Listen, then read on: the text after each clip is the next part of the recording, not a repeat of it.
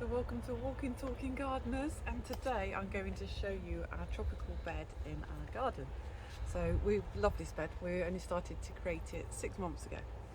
So we had a few plants that we brought with us, but we'll give you a little guide of the garden. So please come along.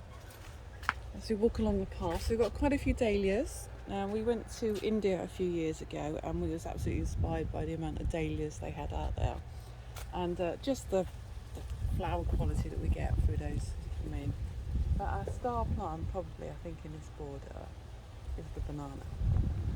This banana is it's just loving it. It's seriously loving the hot climate. Now we're right down on the south coast, so we're quite warm.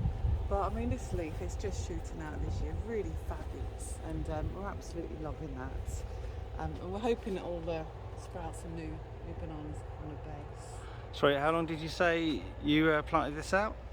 This was planted out 6 months ago, so March. March. This March. It's now August. Fantastic. So it's looking great. And then opposite we have one of our wonderful cannas, our canna Cleopatra. It is. It is. Coming at you. Which we've had a look at previously, but we've got a few tree ferns here as well, so we've got a nice tree fern as we come in, and the idea was that they're going to grow over the pathway, so you feel like you're walking along a bit of a jungle theme. So you've got quite a lot of large leaved evergreen plants to give that jungle feel. So we have our glory lily here, so we can now pot, which is absolutely fantastic, and we found the red and the yellow and the oranges really give it a tropical feel, so we're absolutely loving that style. And here we go, and this is one of our monster cannas. Now we bought this to be a variegated canna, so it's supposed to be white. This was supposed to be Stuttgart, which is a really lovely looking green and white striped canna, and it is this tall.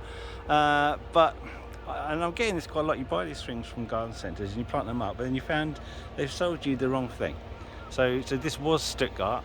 And that's something else. It's a hybrid of some description, but look at it. It's 2 meters tall. It's absolute monster. I love it. I mean, Simon's not so keen, but I think the flowers are a bit like a ginger, and to have this right at the border, it's just enormous. I mean, it's nearly parallel with the banana plant. This is absolutely amazing. Yeah. So a few more dahlias here. Some giant leaf hostas, which are absolutely fabulous. They're a great plant. We lifted and divided that, put that in, and that's absolutely thriving this year. A few tropical plants as well. A rubber plant we put in. Keep that going. Actually, there's another rubber plant here. Oh yeah, the ficus. Yeah, it's Ficus lactea, and normally you see that just as a house plant, but it got cold damaged in the lean-to, and all the leaves dropped off. So we put it outside in the spring, and it all sprouted. Now I know this will go down to about 6-7 degrees centigrade. It is a genuine tropical plant, but look at it. It's really sprouting out well. It's doing great, isn't it? And our border's quite shady on one side, because we've got this beautiful apple tree which shades over it, which obviously was a bit of a problem. But we've got, camellias, we've got some of the grasses here.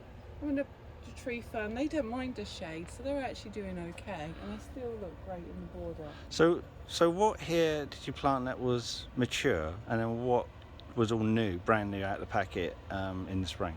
So the bananas were mature. The tree fern moved across. That was something that was here. You got Petropanics in there, haven't you?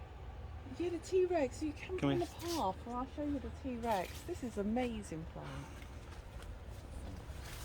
Ooh, watch out for the bee.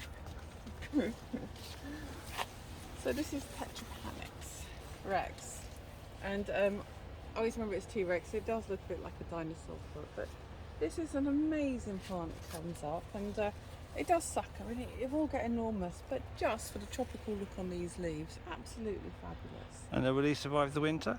It will survive the winter, yeah. I'll come back. I mean, they're really vigorous. They look fantastic. And we're starting to sucker actually with where we've moved it within the bed. I think we've got a part of it. We've got some coming up.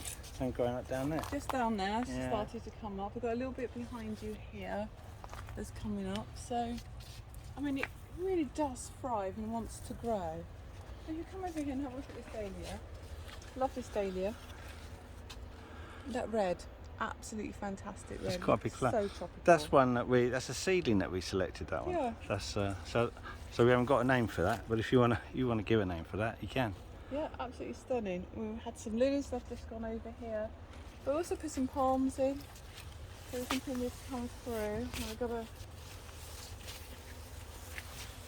phoenix palm down here, which is struggling a bit, if I'm honest, at the moment. So we're really hoping that'll pick up soon. They do struggle, don't they? They do sit for a bit. Yeah, they don't like being moved. No. And we did move Actually, that. did move that one. Yeah. So it's not liking that, but we've got a. It's not a tracheus. Trachycarpus fortunii. Yeah, not sure. Could be. Might be.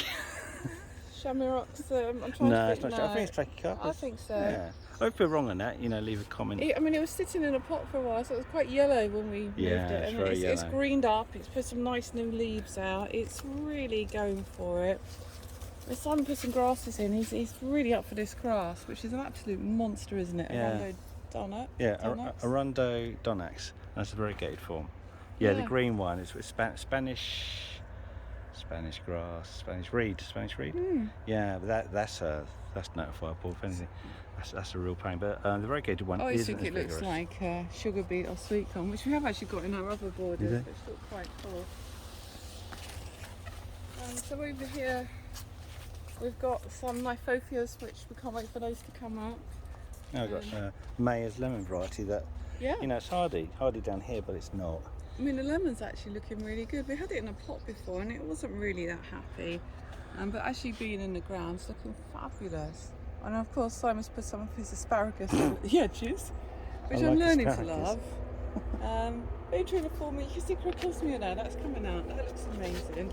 And I love crocosmia flowers. Yeah, that's hellfire. Yes. So it's darker, it doesn't seem like it, but it's darker red than the Lucifer. And it's only a daylily. You can see the daylily just beyond that. We got that from Wisley. And just find it quite an intense red. I love the red and yellow contrast again. Just think it looks so tropical.